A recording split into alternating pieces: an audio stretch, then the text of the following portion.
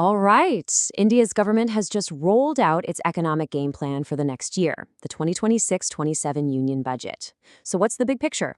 Today, we're going to break down all the key announcements and figure out what they really mean for the country and for you. Let's dive in. Right out of the gate, the finance minister set a really clear tone with this statement. The message is pretty straightforward. The focus is on long-term reforms, not just quick, popular fixes. This idea of action over ambivalence, that's the theme that really shapes this entire budget. So, what's the backdrop for all of this? Well, India's economy is actually growing at a steady clip of around 7%, which is pretty impressive given how challenging the global economy is right now. And that strong performance, it's crucial. It gives the government the confidence and the financial room to make some of the ambitious moves we're about to see. Okay, so here's how we're going to break this all down. First, we'll look at the government's overall game plan. Then we'll dive into its three core missions: supercharging growth, empowering people, and making sure development is for everyone. After that, we get to the part that hits your wallet, the tax changes. And finally, we'll look at the budget's bottom line. So let's kick things off with the core strategy. The government is really trying to frame this budget not just as a laundry list of announcements, but as one big, cohesive game plan for India's future. The whole thing is built around what the finance minister called three kartavyas, or duties, or framing them here as three clear missions. First, speed up and sustain economic growth. Second, build up the skills and capacity of India's people. And third, make sure the benefits of all that growth actually reach everyone. First up, Mission 1, supercharging growth. This is all about revving up the country's economic engine, making it more productive, more competitive, and just better prepared to handle whatever the world throws at it. So, how are they going to do that? Well, there are four key areas. First, a massive 10,000 crore rupee plan called Biopharma Shakti to help India become a global biopharma hub. Next up is ISM 2.0, which is all about building on the semiconductor mission to develop our own chip technology. Then there's another 10,000 crore fund, this time to help small and medium businesses scale up. And finally, a continued heavy push on big infrastructure projects.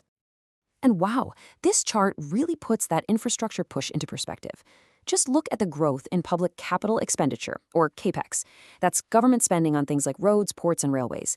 It has absolutely skyrocketed from just 2 lakh crore about a decade ago to a proposed 12.2 lakh crore. It shows a really clear strategy. Use public money to build the foundation for future private growth. Okay, next up is Mission 2, empowering people. The whole idea here is to invest directly in what is, let's be honest, India's greatest asset, its people. It's about helping them build skills and really be a part of the country's growth story.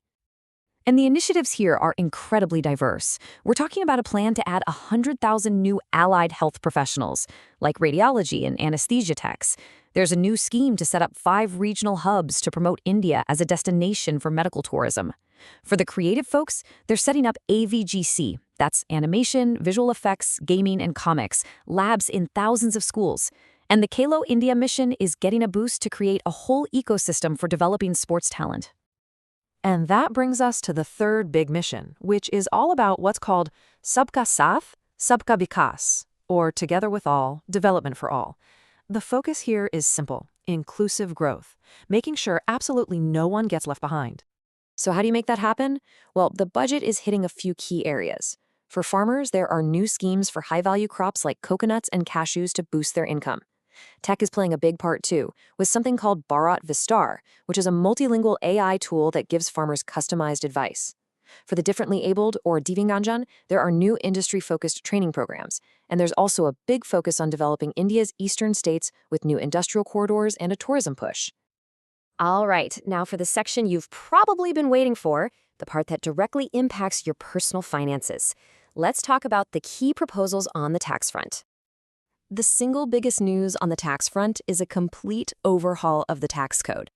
The old Income Tax Act from 1961 is being replaced with a new, simplified version. The whole point here is to make everything, from the rules themselves to the forms you fill out, way, way easier for the average person to understand and follow.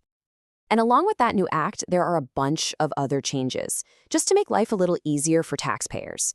For example, interest you get from motor accident claims will now be tax exempt. The tax collected at source, or TCS, on money you send overseas for education or medical reasons is being cut from 5% down to 2%. You'll now have until March 31st to revise your tax returns, and filing deadlines are being staggered to ease that end-of-year rush. And here is a perfect example of that simplification in action, especially if you like to travel. Before, the tax collected on overseas tour packages was kind of complicated, with different rates depending on how much you spent. Now, that's all being replaced with a simple, flat 2% rate, no matter the cost. It's just a much more straightforward system. Okay, last but definitely not least, let's talk about the government's own finances. How is it planning to balance all this spending with fiscal discipline? This is the budget's bottom line. Now, before we hit you with a big number, a quick refresher. The fiscal deficit is basically the gap between what the government earns and what it spends. You can think of it like the country's overdraft. A lower, well-managed deficit is a really key sign of economic stability and responsible governance. And the number is 4.3%. The target for 2026-27 is a fiscal deficit of 4.3% of GDP. This continues the trend of bringing that number down, which shows that even with all these big spending plans, the government is still very focused on keeping its own finances in check. So, there you have it. A budget built on three big missions: growth, people, and development, all while trying to maintain fiscal prudence. The government has laid out its game plan loud and clear. The real question that remains is, can this ambitious plan successfully translate India's immense potential into concrete, on-the-ground performance that benefits all its citizens? That is the real test that lies ahead.